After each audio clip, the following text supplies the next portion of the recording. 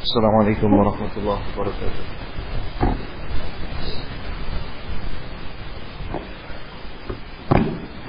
إن الحمد لله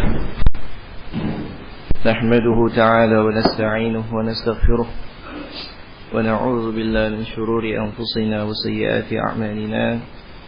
من يهده الله فلا مضل له ومن يضلل فلا هادي له. أشهد أن لا إله إلا الله له لا شريك له وأشهد أن محمدا عبده ورسوله صلى الله عليه وعلى آله وصحبه والتابعين ومن تبعهم بإحسان إلى يوم الدين. يا أيها الذين آمنوا اتقوا الله حق تقاته ولا تموتن إلا وأنتم مسلمون.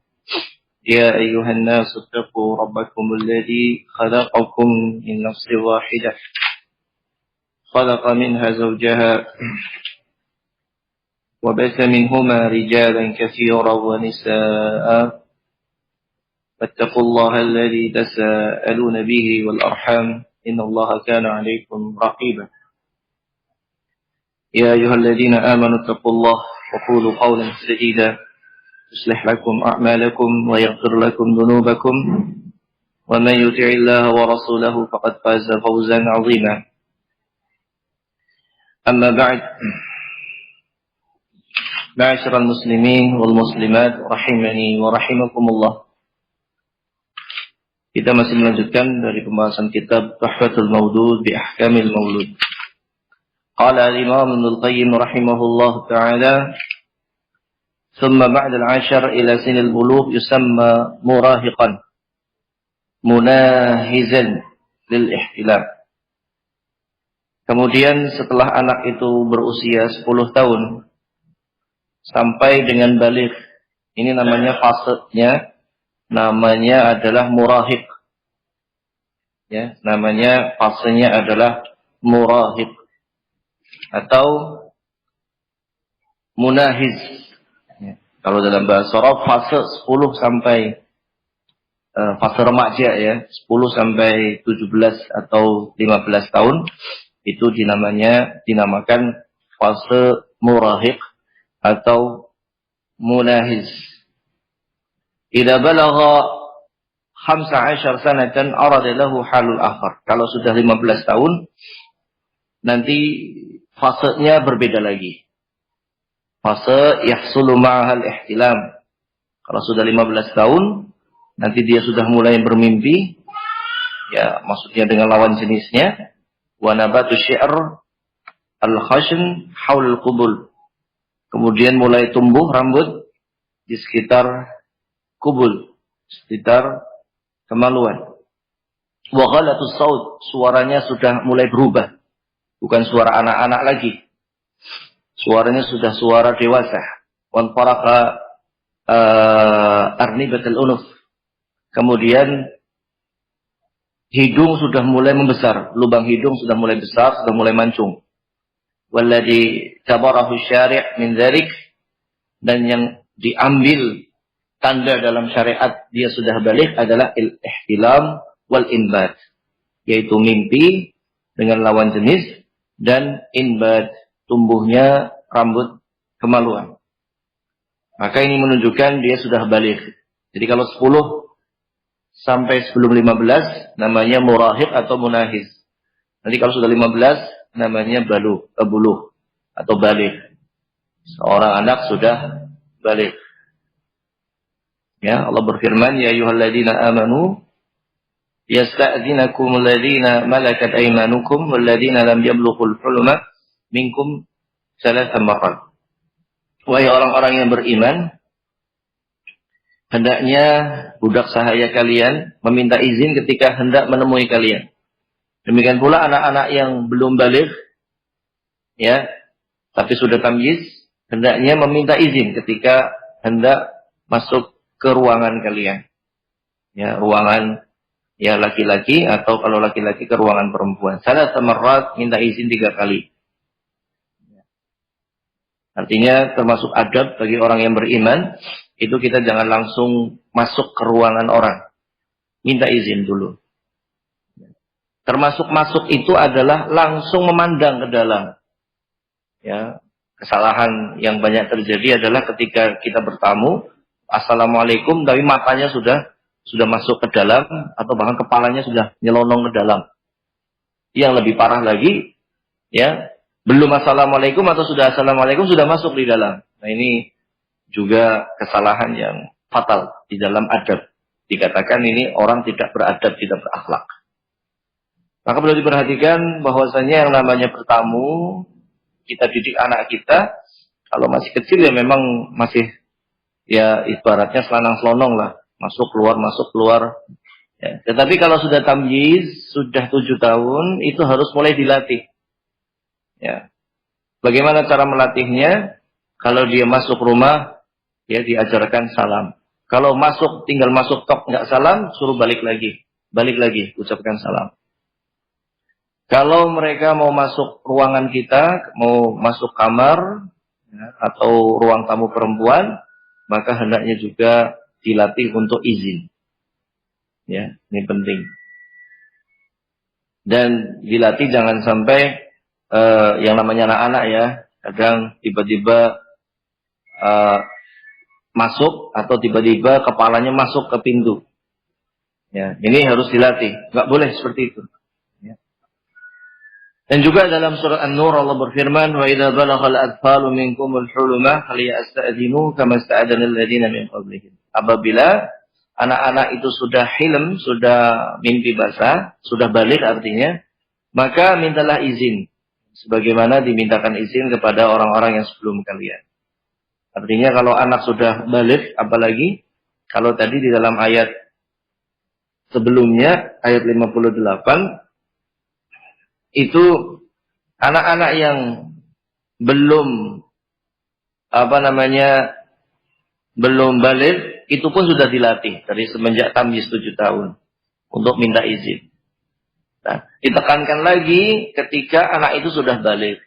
Itu harus ya, nggak boleh tiba-tiba masuk ya tanpa izin terlebih dahulu. Wa qala Nabi sallallahu alaihi wasallam rufi'al qalam an thalathah, diangkatnya pena catatan dari 3 orang, anis sabi hatta yahtalim, dari anak kecil sampai dia baligh, wa anil majnun hatta yufiqa, dari orang yang majnun gila sampai dia sadar, wa anil naim hatta yastayqidha, ya, dari orang yang tidur sampai dia bangun. Rufi'atil aqlam, terangkat catatan amalan bagi mereka. Ya. Kemudian, walaysa li waqtil ihtilam sinun mu'adad. Sebenarnya waktu mimpi basah tersebut bagi anak-anak itu tidak ada usia tertentu. Bal minas sibyan ma yahtalim li 12 sanah. Bahkan ada anak-anak yang mereka sudah mimpi basah di usia 12 tahun. Sehingga mereka balik di usia itu. Ya, usia kelas 6 SD, ya 12 tahun kelas 6 SD, dia sudah mimpi, maka balik. Wa minhum ayati alaihi 15 wa 16 wa akthar min dzalik wa la yahtalim. Di antara mereka pula ada yang sudah sampai 15 tahun, ada yang sampai 16 tahun, tapi belum saja ihtilam. Belum saja dia balik. Tetapi kalau sudah 15 tahun, walaupun belum ihtilam, belum mimpi, maka dia dianggap sudah dewasa, sudah balik.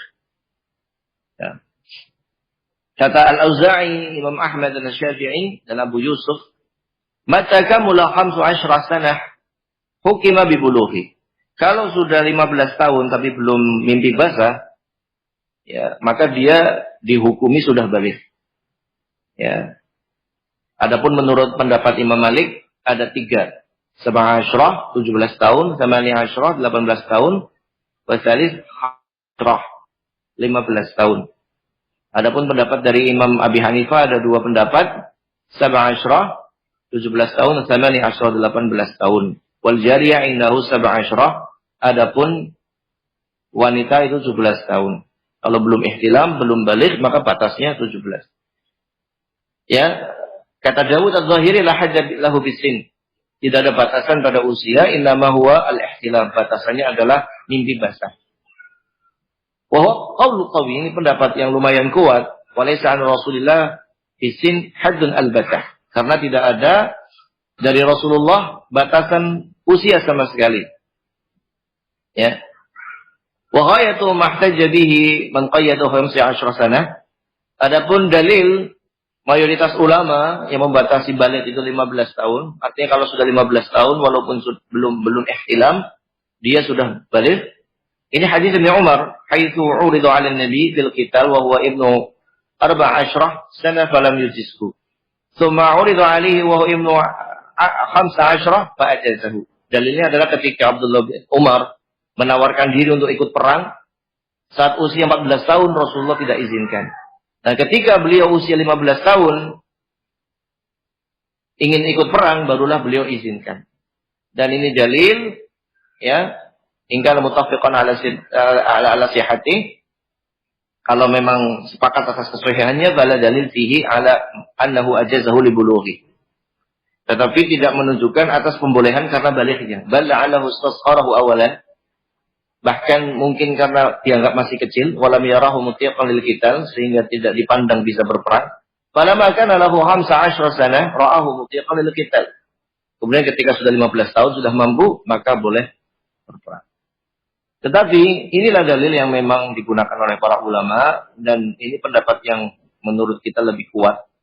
Ya, karena yang pertama dalil tadi, artinya zahirnya demikian. Walaupun Ibnu Qayyim tadi menjawab dengan masih belum bisa jadikan dalil, tapi menurut mayoritas ulama itulah dalilnya. Ya, itulah dalilnya. Artinya sudah dianggap anak tersebut sudah bisa ikut dalam berperang. Karena dalam berperang itu tidak boleh melibatkan anak-anak. Ya. Tentunya Rasulullah tidak akan melibatkan anak-anak di dalam pasukan secara asalnya. Ketika beliau izinkan berarti sudah dianggap balik. Ya. Sudah dianggap balik. Sehingga insya Allah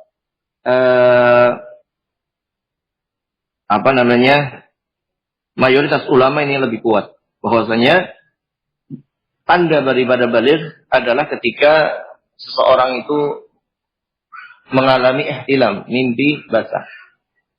Kalau sudah 15 tahun belum mimpi basah, maka dengan usia 15 tahun itu dia sudah balik. Ya. Dengan usia 15 tahunnya. Dan juga dalil pula bahwasanya balik itu dengan tumbuhnya rambut kemaluan adalah ketika kisah Rasulullah mengepung Bani Quraidah, ya. Mengepung Bani Quraidah, di mana anak-anak yang mereka belum tumbuh bulu maka dibebaskan, ya, tidak dihukum saat itu. Ya, ini membuktikan bahwasanya ketika seseorang sudah tumbuh bulu kemaluannya, sudah mimpi, ya, ini sudah balik. Dan pendapat yang mayoritas ulama pula, kalau sudah 15 tahun, itu sudah balik. Nah. Amal inbat, fahuwa nabatu syi'r al-khashan, hawla qubulis sabi wal binti. Adapun tumbuhnya rumput kemaluan, ya, di sekitar kemaluan pada anak laki-laki atau perempuan. Ya. Ini madhabnya Imam Ahmad, Imam Malik, dan salah satu pendapat Imam Syafi'i. Ya. Wa huwa 'alamun fi haqqil kuffar dunal muslimin. Ya. Tetapi ada yang mengatakan bahwasanya itu tanda bagi orang kafir seperti kisah tadi. Kisah Bani Quraidah tadi. Lianna auladan muslimin yumkinu ma'rifatu buluhim bil bayyinah wa qabuli qaulil baligh minhum bi khilafil kafir. Beda dengan kaum muslimin yang mereka akan diketahui balighnya, ya, dengan penjelasan dari anak tersebut atau dari orang tuanya, dan nanti akan diterima persaksian daripada anak yang sudah baligh. Ya. Adapun menurut Imam Abu Hanifah, kalau sekedar khalatus saud, suaranya sudah membesar atau hidungnya sudah mulai mancung, sudah mulai besar, itu bukan tanda daripada balik. Tanda balik adalah tadi ihtilam, itu yang pertama, nas dalam Al-Quran tidak ada perbedaan pendapat. Ya. Kemudian yang kedua adalah usia 15 tahun sudah mencapai, ini ada perbedaan. Tapi yang kuat, yang rajih adalah 15 tahun itu sudah balik. Kemudian tentang masalah tumbuhnya rambut kemaluan. Nah itu juga yang sahih insyaallah termasuk daripada tanda baliknya seorang anak. Nah,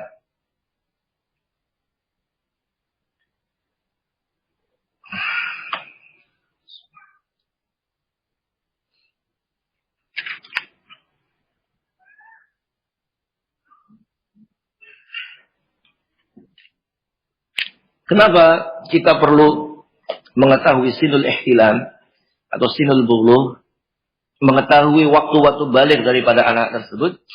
Karena itu terkait tentang hak kewajibannya. Kewajibannya untuk dia beribadah seperti orang-orang dewasa. Dan terkait hak-hak dia menjadi saksi. Ya, bisa ikut serta dalam jihad, fisabilillah, dan seterusnya. Termasuk dalam penegakan had. Penegakan had itu misalkan seperti mencuri atau berzina atau yang lainnya. Ketika sudah balik, maka sudah dianggap bisa dihukum dengan hukuman-hukuman tadi. Adapun kalau masih anak-anak, maka tidak bisa dihukum. Ada sebuah kisah ya pada zaman Utsman bin Affan. Didatangkan seorang anak yang telah mencuri.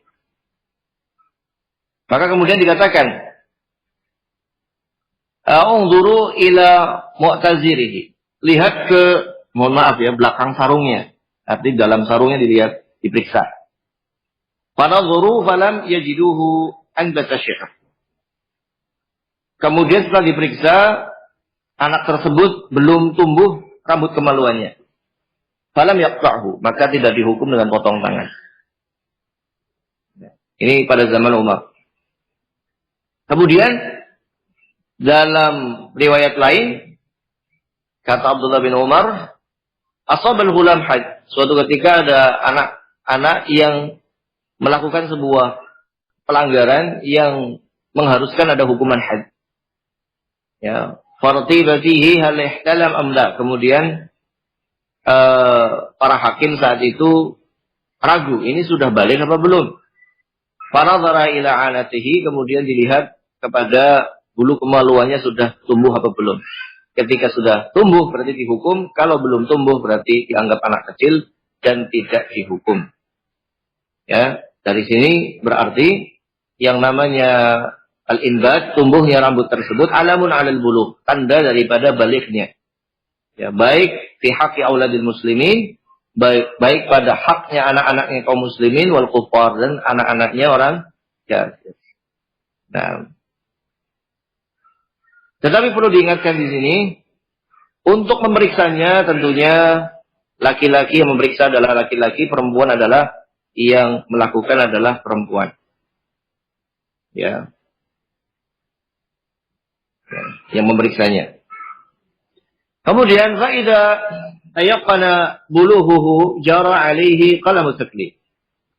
Kalau anak tersebut sudah diyakinkan bahwasanya sudah balik, maka mulailah tercatat ya semua tanggung jawab dia.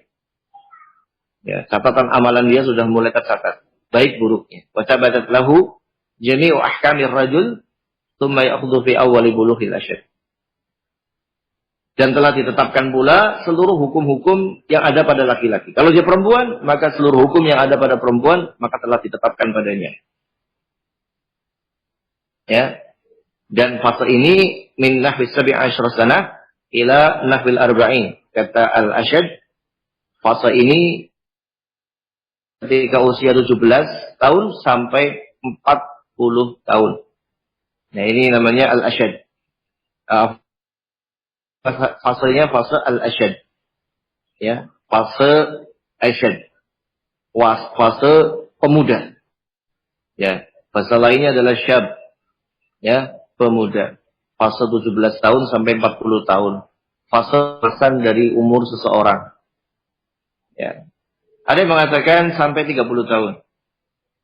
Ya, adapun yang ma'ruf dari mayoritas ulama itu dari baligh 17 tahun sampai ke 40 tahun. Itu adalah usia-usia keemasan dari seseorang. Ya. Sehingga disyariatkan nanti kalau sudah 40 tahun, ya dia muhasabah diri. Ya. Ini masa asyud atau masa asyad atau masa syab, pemuda. Ya, ini bagi ya seorang manusia demikian. Sampai 40 itu adalah usia di mana usia yang sangat keemasan, usia menimba ilmu. Kalau dia pengen jadi ulama di usia-usia inilah dia harus menuntut ilmu sebanyak-banyaknya. Sama seperti kalau dia ingin jadi ahli dalam bidang-bidang dunia, maka di usia-usia inilah dia memperkokoh ilmunya. Ya, usia-usia dari 17 sampai 40 tahun. Ini fase di mana dia akan menjalani ibaratnya profesi hidupnya. Ya. Dia akan menjalani itu. Dan termasuk sesuatu yang kurang hikmah adalah ketika belum usia 15 atau belum 17 ya, maksimal 17, kemudian sudah diarahkan atau sudah dididik untuk menjadi jurusan-jurusan duniawi. Ini kurang tepat. Ya. Bahkan yang ada hendaknya dididik adab-adab Islami. Ya, dari para ulama mengatakan, ya, kunna nata'allamul adab 20 sana. Dulu kami belajar adab etika itu sampai 20 tahun. Jadi dari 0 tahun sampai umur 20 tahun, itu benar-benar belajar etika. Ada yang mengatakan 15 tahun, ada yang mengatakan 17, ada yang mengatakan 20. Di mana usia-usia itu hendaknya kita bisa katakan mayoritas yang kita berikan adalah semuanya pelajaran agama dan adab dan akhlak. Sekitar 80% yang kita ajarkan kepada anak-anak kita sampai umur 15 tahun adalah adab dan akhlak. Ya. Itu sekitar 80%. Ada yang mengatakan 15, ada yang mengatakan 17, ada yang mengatakan 20. Tergantung kondisi anaknya. Nah, baru setelah umur ya tadi, kita akan menentukan dia mau kemana. Atau anak tersebut akan menentukan dia mau jadi apa. Jika dia memang ingin berlanjut untuk menjadi ulama, untuk menjadi orang yang berdakwah di jalan Allah, maka lanjutkanlah ya pendidikannya, ya menuntut ilmunya dalam masalah agama. Ketika sudah 20 tahun kita didik agama, dia mencapai usia 20 tahun, maka dia punya kecondongan. Misalkan dia sudah nggak mau lagi belajar instan dengan agama, artinya tidak menjadi takhasus dalam masalah agama, tidak mau jadi dai misalkan, maka diarahkan kepada perkara-perkara yang manfaat dari urusan-urusan duniawiyah, di mana dia akan menghadapi ya urusan kedepannya dari berumah tangga, punya keluarga dan seterusnya. Nah, beda kalau dari kecil sudah misalkan ada orang tua yang menginginkan anaknya ingin jadi dokter. Dari TK sudah dibilangin kamu harus jadi dokter. Sudah diajarin ini nggak maksimal. Dan dia melalaikan perkara yang terpenting dalam hidupnya, itu agama. Nanti baru setelah anak itu sudah mulai 15 paling dini, atau 17, atau maksimal 20, itu ditentukan jurusan yang dia keahliannya di mana. Ya. Islam ini ya tidak mengharuskan semuanya jadi alim, ya tentunya ya hanya orang-orang yang Allah pilih saja, tidak semuanya. Walaupun ya menyemangati kita semua untuk belajar ilmu agama, tapi nanti yang akan jadi dai-nya, jadi alimnya, jadi ustadznya itu memang tidak semuanya. Dan yang tidak semuanya ini pun tetap dibimbing untuk tetap belajar agama, tapi dengan porsinya. Porsinya berbeda, ya. Yang dia menjadi takhasus di bidang ilmu dunia misalkan, tentunya dalam masalah agama dia kewajibannya lebih sedikit dibandingkan orang yang memang takhasusnya seperti menjadi dai, menjadi ustadz, menjadi pengajar. Itu mereka bebannya lebih berat, lebih banyak untuk mempelajari perincian-perincian agama. Sehingga kita pun perlu menyadari perkara-perkara tersebut. Nah, usia-usia sudah mulai balik itulah yang akan menentukan dia itu ketertarikannya di mana. Kita tidak pungkiri hal tersebut. Ya. Sehingga jangan ada orang tua yang mengatakan, saya sudah didik anak saya dari kecil mondok, kok setelah 20 tahun tidak jadi ustadz. Ya, tidak ini tidak itu. Ya, saat itulah ma'asyiral muslimin kita introspeksi bahwasanya yang pertama kita mengajarkan anak kita ilmu agama, mengajarkan mereka Quran. Itu tujuannya bukan untuk jadi ustaz, tapi untuk menjadi anak yang soleh. Dan terkadang anak tersebut punya kecondongan ya untuk ya sibuk dalam masalah-masalah yang bermanfaat dari masalah dunia. Yang penting walaupun belajar demikian, mereka tetap dibimbing untuk belajar agama. Ya, ini penting sekali untuk kita pahami. Karena sebagian kadang putus asa. Anak saya sudah dari kecil mondok, tapi nggak mau ngajar di pesantren. Akhirnya merasa kecewa dan dibiarkan begitu saja. Maka jangan demikian. Kita perlu sadari bahwasanya kalau anak itu memang ketika umur 20 tahun tidak mau belajar ya jurusan agama lagi, ya, maka kita perlu tanya kepada dia, kamu pengennya apa? Misalkan dia mau kerja, maka arahkanlah, carikanlah pekerjaan yang bermanfaat bagi dia, yang halal, yang akan bisa bermanfaat bagi dunia dia. Dan tetap diwanti-wanti untuk belajar ilmu agama dengan taklim, mengikuti muhadharah, ya, dan seterusnya. Ya, ini penting karena terkadang wajar yang namanya manusia, namanya orang tua menginginkan anaknya menjadi yang terbaik.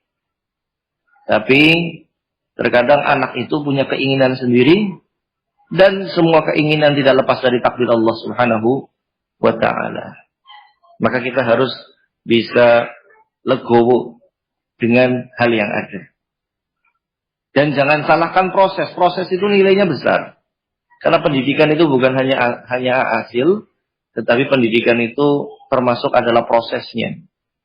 Kita harus bersyukur anak kita tumbuh di pondok pesantren ya yang belajar ilmu agama 24 jam. Kita bersyukur karena itu keistimewaan yang besar. Pemuda yang mereka tumbuh dalam peribadahan kepada Allah punya tempat istimewa. Ya, di naungan Allah Subhanahu wa taala di bawah naungan arsy-Nya di saat tidak ada naungan kecuali naungannya. Dan Allah kagum terhadap pemuda-pemuda yang menghabiskan masa mudanya dalam jalur ibadah kepada Allah. Itu jangan lupakan itu. Inilah usia ya min waqtil bulugh ila arba'ina sanah. Usia dari balik sampai 40 tahun adalah usia yang sangat penting menentukan masa depan kita. Ya, menentukan masa tua kita dan akhirat kita. Dan ini puncak daripada keemasan daripada fase hidup manusia. Jangan menyia-nyiakan waktu ini. Nah, mungkin sampai di sini dulu. Wallahu taala a'lam bishawab. Fadhil kalau ada pertanyaan, silakan. Alhamdulillah ya. Ini memang sebagai saling mengingatkan bahwasanya ini bulan-bulan banyak yang sakit, sehingga perlu jaga kesehatan. Seperti beberapa hari ini anak-anak tahfidz baik dari kelas 1 sampai kelas 12 ini banyak yang sakit juga, banyak yang izin, banyak yang sakit. Memang bulan-bulan ini baik yang anak-anak ataupun dewasa banyak yang sakit. Hendaknya kita jaga kesehatan diri kita dan keluarga kita. Banyak yang sakit. Nah, Fadhal kalau ada pertanyaan.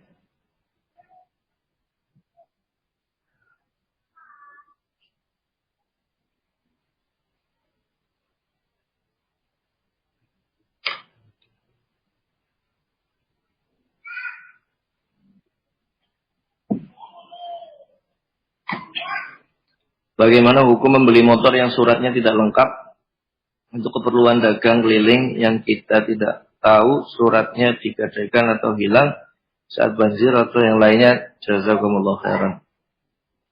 Belilah suratnya lengkap ya. Karena kalau yang tidak lengkap itu kemungkinannya sangat banyak. Bisa hilang, bisa juga hasil curian. Ya. Jadi hati-hati. Kecuali kalau kita sudah memastikan bahwasanya memang kita tahu sejarahnya ini motor milik tetangga, kita tahu barunya dan seterusnya, tapi kemudian BPKB-nya hilang. Artinya kita pastikan itu bukan motor curian, maka tidak mengapa. Tapi kalau kita tidak tahu asal usulnya, alangkah baiknya untuk tidak membeli motor yang suratnya bodong istilahnya ya, nggak ada BPKB-nya. Karena rawan, ya rawan dari hasil pencurian. Kalau iya nanti antum bisa dituduh sebagai penadah, lebih repot lagi itu. Ya. Setelah penadahnya berjenggot, ngaji salafi kan lebih repot lagi nanti kita. Ngajinya di mana? An-Nur, periksa semua nanti di sini. Ya. Nah, ada pertanyaan lagi. Mertua saya ikut tinggal bersama kami. Bagaimana hukumnya jika ipar laki-laki saya sering datang ke rumah, bahkan menginap di rumah saya? Saya tidak nyaman karena saya berniqab, tapi suami tidak mau menegur karena takut ibunya tersinggung. Ya, disediakan kamar tamu. Ya. Al-firashu salasah, warrabi'u li syaitan. Tempat tidur atau kamar itu 3, atau ruangan rumah itu ada 3. Satu ruangan untuk laki-laki, satu ruangan untuk perempuan, satu ruangan untuk tamu. Kalau memang mau ada tamu dan itu bukan mahram istri kita, ya hendaknya dipisah. Ya, pisah ruangan, syukur-syukur pisah rumah. Karena yang namanya alhambu al-maut, ipar itu kematian, artinya bahaya. Ya, itu bahaya. Ya mohon maaf, terkadang terjadi fitnah, terjadi retaknya rumah tangga ketika ipar itu istilahnya mengganggu rumah tangga daripada saudaranya. Sehingga sebagai suami ini harus punya sikap, ya, punya sikap untuk mengamankan istrinya. Ya.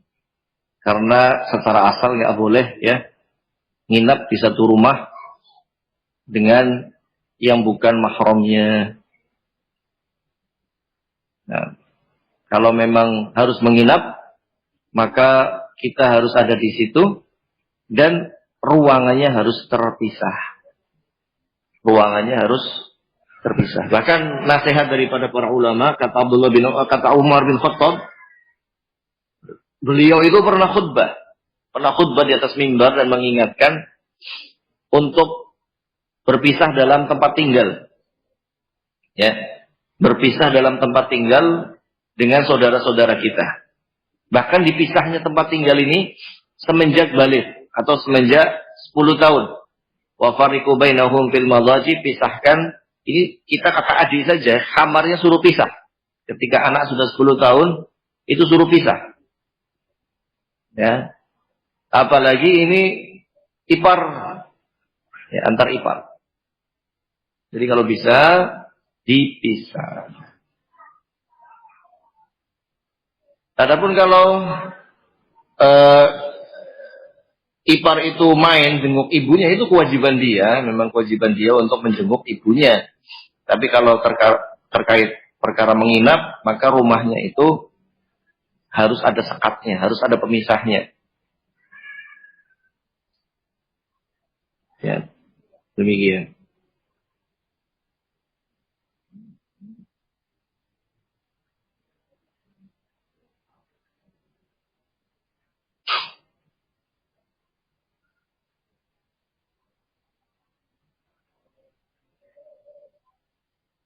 Afwan Ustaz, bagaimana cara agar terus menjaga keharmonisan keluarga. Yang namanya berkeluarga, kata Al-Hasan Al-Basri, yaitu idza tazawwajta faqad raqibal bahr. Kalau engkau menikah, itu seperti mengarungi lautan. Jadi kalau engkau menikah pengennya manis terus, nggak mungkin. Jadi kalau Anda nikah pengennya bahagia terus, manis terus, itu nggak mungkin. Kecuali pengantin baru mungkin, baru sehari 2 hari masih manis. Tapi yang perlu Anda ingat, yang namanya Anda berumah tangga, faqad raqibal bahr, itu seperti mengarungi lautan. Lautan itu terkadang ombaknya tenang, cuacanya cerah, angin sepoi-sepoi. Terkadang yang namanya lautan, ombaknya besar, anginnya kencang, ya, badai menimpa, hujan deras, petir menyambar, malam gelap, kekurangan air, itulah rumah tangga. Ya, itu rumah tangga. Ibaratnya terkadang bahagia, terkadang ada ujiannya. Tetapi yang pertama, jalanilah rumah tangga Anda dengan takwa. Rasulullah bersabda, "Idza tazawwajal 'abdu wa istakmala 'ala syatri dini." Kalau seorang hamba menikah, maka dia telah menyempurnakan separuh agama. Falyattaqillah fi syatril baqi, tinggal dia bertakwa pada separuh yang berikutnya. Artinya jalanilah rumah tangga Anda dengan takwa. Landasilah rumah tangga Anda itu dengan takwa. Maka dengan takwa akan datang sakinah, mawaddah, warahmah. Yang kedua, hidupkanlah rumah tangga Anda dengan kesolehan, dengan kebaikan. Ya. Apa maksudnya? Praktekkanlah akhlak yang mulia. Praktekkanlah ya ilmu agama Anda di keluarga Anda. Memberikan nafkah, ya, kemudian menyayangi, tersenyum, kemudian lembut terhadap perempuan, dan seterusnya. Ya, hiasilah rumah tangga Anda dengan akhlak yang mulia. Jadi dengan takwa, kemudian dengan akhlak yang mulia. Kemudian yang ketiga, yang perlu dipahami bahwasanya yang namanya rumah tangga ya tadi seperti mengarungi lautan. Tidak mungkin bahagia terus. Kalau bahagia terus ya bosan namanya manusia. Jadi ada ujian-ujiannya, ada cobaan-cobaannya. Dan dalam masalah ini Rasulullah memberikan satu pegangan bagi kita. La yafruq mu'minun mu'minatan in kariha minha khuluqan radiya minha akhar. Ya, janganlah seorang suami yang beriman itu membenci istrinya yang beriman. Kalau melihat pada istri perkara yang tidak disukai, maka hendaknya dia ingat perkara yang dia sukai. Ya. Kalau mungkin kita lagi sebel sama istri karena bawel, misalkan ngomong terus, minta uang belanja terus, ya kita ingat-ingatlah kebaikannya, yang nyucikan baju kita ya istri, yang buatkan teh, kopi, makanan, bersihkan rumah ya istri, jaga rumah istri. Itu kalau digaji ya besar. Ya, kalau kita makan 3 kali dikasih bon, udah lumayan tuh. Satu kopi 5.000 satu hari berarti 15.000 dikali sebulan, udah kelihatan. Artinya seperti itu. Ya, dan yang terakhir, teruslah nasihati wanita dengan kebaikan. Stausu binisa'i khairat. Jadi demikian ya, kalau ingin rumah tangga itu harmonis, ya kita sadar kita itu bukan orang yang sempurna. Punya kekurangan, kesalahan. Ya, jangan mengharapkan orang itu nggak ada kekurangannya. Pasti ada kekurangannya semua. Maka jalanilah dengan takwa, jalanilah dengan akhlak yang mulia, jalanilah dengan kesabaran. Itu rumah tangga akan harmonis. Nah, jangankan rumah tangga kita, rumah tangga Rasul saja. Ya pernah adanya kecemburuan, Rasulullah sampai tidak mau datang ke rumah mereka sampai 1 bulan. Itu kan ada kisah seperti itu. Toladan bagi kita semuanya. Ana belum akikoh, rencana mau akikoh untuk diri ana sendiri. Apa? Ketika anak anak sunat dan daging akikoh digunakan untuk jamuan acara sunatan. Apakah boleh yang seperti ini? Akikoh adalah akikoh, khitanan adalah khitanannya. Artinya kalau yang akikoh Anda, ya yang dikhitan Anda maksudnya. Karena pada hari anak itu dikhitan, dia juga diakikoi, saat itu juga dikhitan, dikasih nama dan seterusnya. Ya. Jadi akikohnya akikoh Anda saja. Kalau acara khitan itu ada acara atau tidak? Jadi kalau kita lihat yang disunahkan itu, khitan itu dilaksanakan saat akikoh. Akikoh bayi tadi. Itu sunnahnya. Tetapi tidak mengapa pula kalau disendirikan. Orang Arab dulu ada satu acara tertentu namanya, ana lupa namanya, ini disebutkan di sini ya. Disebutkan di sini. Intinya sebuah hidangan makanan yang diberikan kepada tetangga karena khitanan. Karena khitanan, maka manggil orang ke rumah atau membagikan makanan. Ya. Ini ada pada budaya Arab dan Rasulullah membiarkan. Artinya ketika Rasulullah membiarkan, berarti perkara tersebut tidak terlarang. Sehingga kalau ada orang mengadakan acara khitanan, ya anaknya dikhitan kemudian ada semacam walimahan, ya boleh-boleh saja. Rasulullah tidak melarangnya karena kebiasaan orang Arab demikian. Khitan kalau sudah agak besar ketika balik, kemudian setelah itu ada acara makan khitanan. Tapi namanya apa lupa nanti. Ada pokoknya di awal-awal kitab ini sudah dibahas kalau tidak salah. Nah. Oh ini ada di bab pada pasal yang ke-12 istihbab at-tabkhiyah tentang masalah akikah. Jadi diterangkan memberikan makanan itu ada beberapa nama dan ini semuanya termasuk baik. Salah satunya pada nomor yang ke-7 yaitu ta'amul khitan adalah azirah namanya, azirah. Jadi bukan akikah. Kalau akikah itu berarti sembelihan karena dilahirkannya seorang bayi. Ya. Dan yang sunahnya khitan itu dilaksanakan saat akikah. Itu pendapat yang kuat. Bagi yang berpendapat tidak dibarengkan dengan akikah, di kesempatan yang lain, kemudian mau ada semacam walimah, maka namanya azirah. Akizal, azirah. Nah. Sehingga ini dua amalan yang berbeda, bisa digabungkan kalau yang akikah adalah yang khitan.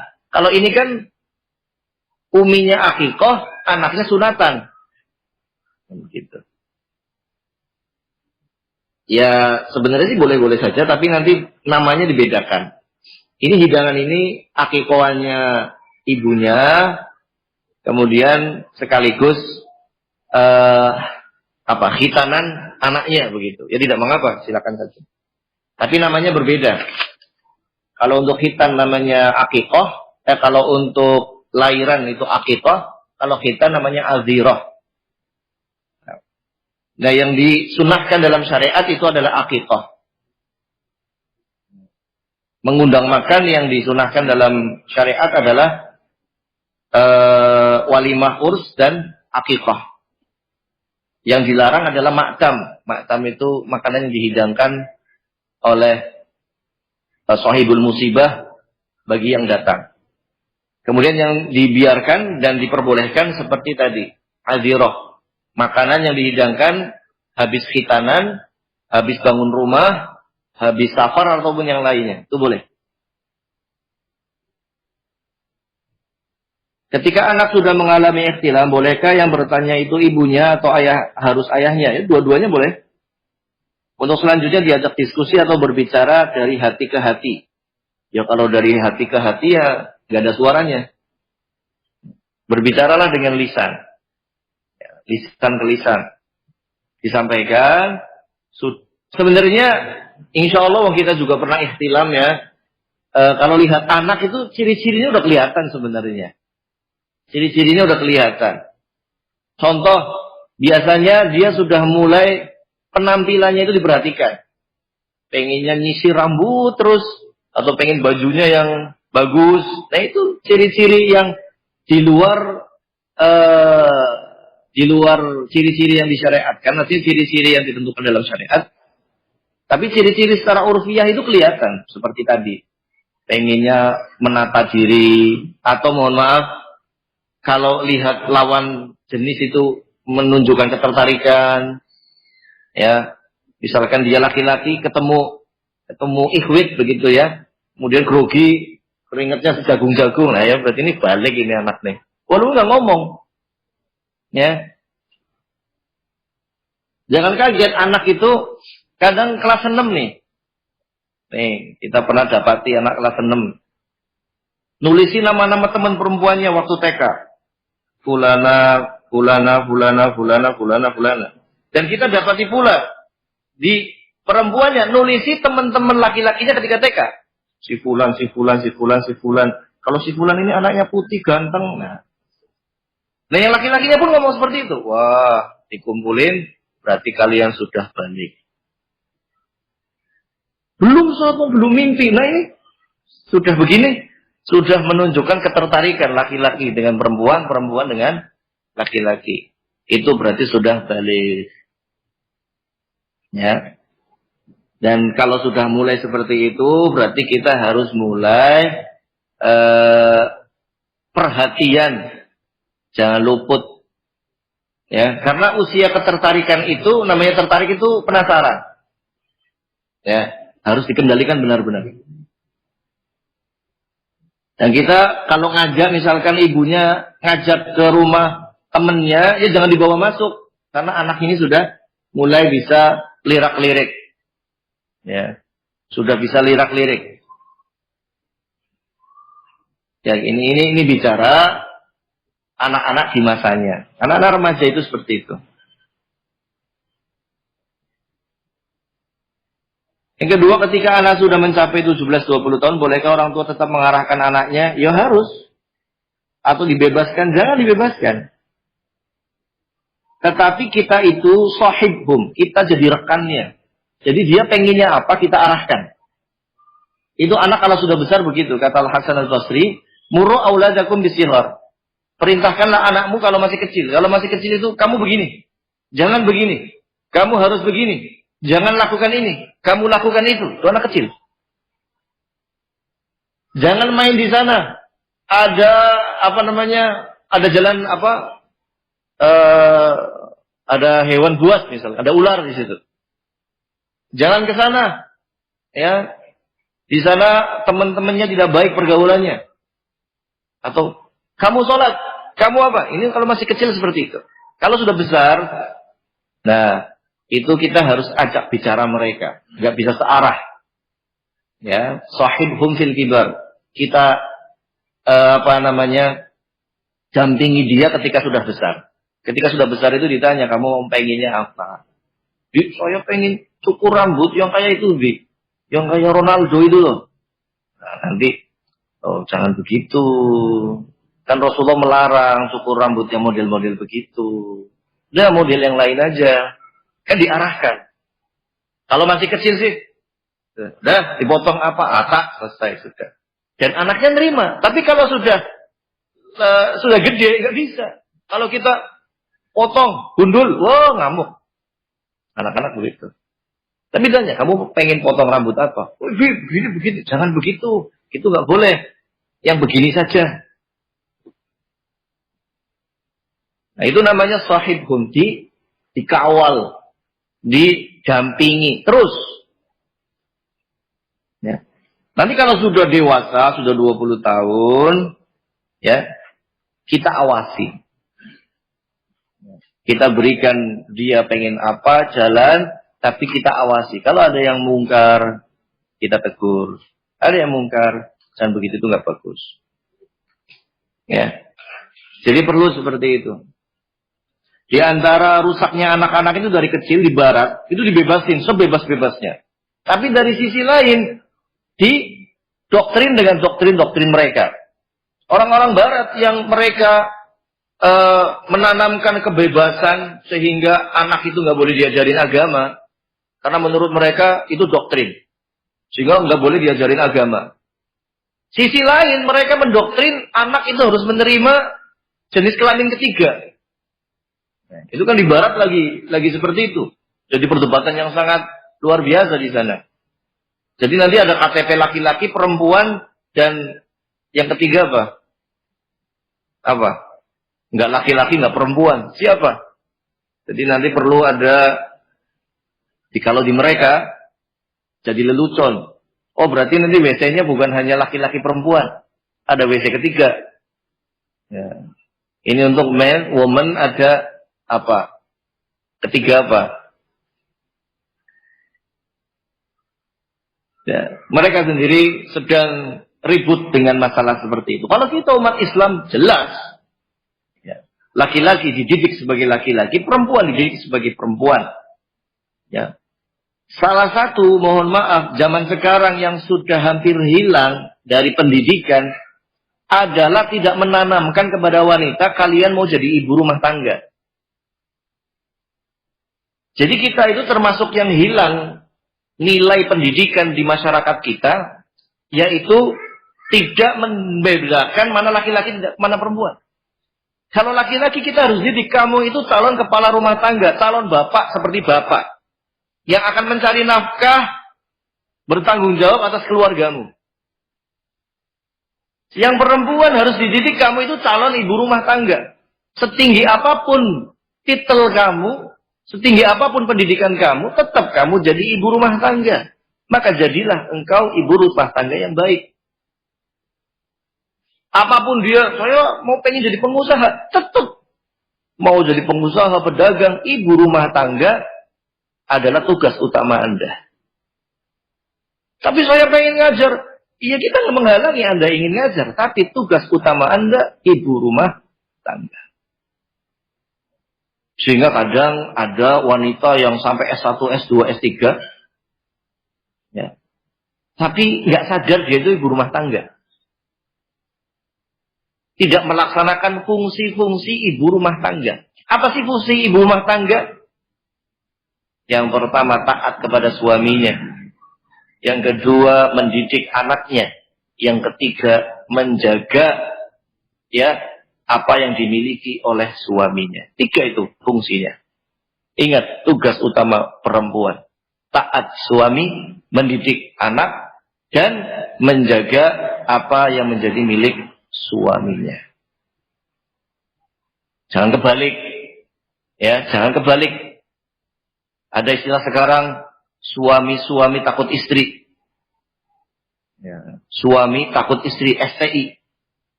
Ada lagi, perempuannya ke luar negeri, bapaknya suruh didik. Ada lagi, perempuannya yang kerja di pabrik, laki-lakinya yang cuci piring, masak, ngepelin, mohon maaf ya. Tetapi, inilah memang perubahan yang seperti ini yang merusak generasi muda kita. Yang merusak generasi muda kita. Tentunya anak-anak dididik sama laki-laki itu beda dengan anak-anak dididik sama perempuan. Kalau dididik sama laki-laki, metu mana lu nggak dolan. Kalau perempuan kan lebih sabar lagi. Ya. Jadi mohon maaf ya. Karena saya di kampung sana ada satu dusun. Mayoritas sampai punya mindset masyarakatnya gini. Kalau punya anak laki-laki itu jengkel. Kenapa? Ngerepoti. Pengennya punya anak perempuan. Kenapa? Lulus SD jadi TKW. Kalau punya anak 5, satu TKW 10 jutaan, udah 50 juta per bulan. Pikirannya udah begitu. Mohon maaf Anda sampaikan, karena itu terjadi.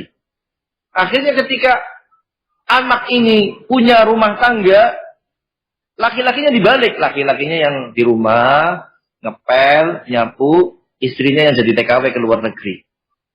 Anaknya titipkan simbahe. Akhirnya yang didik simbahe. Dan anak, ya, ya, ikhwan fillah nasallallahu, akhirnya tidak kenal dengan ibunya. Nah, ini fungsi yang sudah mulai rapuh dan ini sangat mengkhawatirkan. Sangat mengkhawatirkan pada generasi penerus bangsa kita ini. Kalau caranya seperti ini. Ini harus dipikirkan. Ya. Nilai keluarga itu harus ditanamkan. Jadi masih ingat waktu SD itu ada pelajaran di bahasa Indonesia. Penanaman nilai keluarga. Jadi bapak. Bapak adalah kepala rumah tangga. Yang bekerja memenuhi kebutuhan anak istrinya. Ibu adalah ibu rumah tangga yang mengurusi berbagai macam urusan kerumah tanggaan, mendidik anaknya, ya, anak dan terusnya. Kalau nggak salah itu SD itu ada. Dan nggak tahu itu pelajaran seperti itu masih ada atau tidak. Ya, ini ikhwan fillah nasakumullah, mungkin cukup ya sampai di sini dulu. Intinya kita ingatkan kembali, kita didik anak laki-laki kita sebagai laki-laki, kita didik anak perempuan kita sebagai perempuan. Anak punya anak perempuan 3. Harus sadar, paling umur 20 tahun nanti dibawa sama suaminya. Kita harus sadar, ya, kita punya anak perempuan 20 tahun dibawa sama suaminya. Akan menjadi bukan milik kita, milik suaminya. Maka kita didik dengan baik calon-calon ibu rumah tangga yang salihah. Yang dari ibu rumah tangga yang salihah akan lahir generasi-generasi yang saleh. Ya. Kalau laki-laki, anak punya 2 anak laki-laki. Didik mereka sebagai anak laki-laki. Kamu laki-laki, bertanggung jawab. Nanti kamu juga akan seperti Abi. Harus menafkahi anak istri. Harus bertanggung jawab mendidik dan seterusnya. Didiklah anak laki-laki sebagai laki-laki, perempuan sebagai perempuan. Nah, wallahu ta'ala a'lam bissawab. Subhanakallahumma rabbana wa bihamdik, asyhadu an la ilaha illa anta, astaghfiruka wa atubu ilaik. Assalamualaikum warahmatullahi wabarakatuh.